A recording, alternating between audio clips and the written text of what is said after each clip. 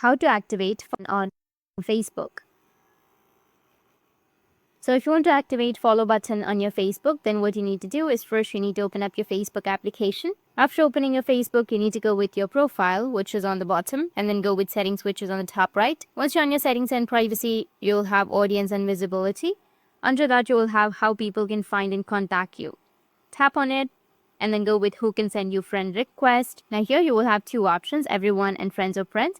Make sure that you've selected friends of friends. After that, you need to save it and go back, and now you need to scroll down and you will have followers and public content. You need to tap on it, and then here you will have who can follow me. You need to tap on that and select public. I've already selected it. After that, go with save. Now who can see the people, pages and list that you follow? You need to go and select public. Your public post notifications, make sure all of it is selected to public or everyone. Once done, you can go back and go with your profile. And on your profile, you need to go with the three dots, which is on the right side, and then tap on view as.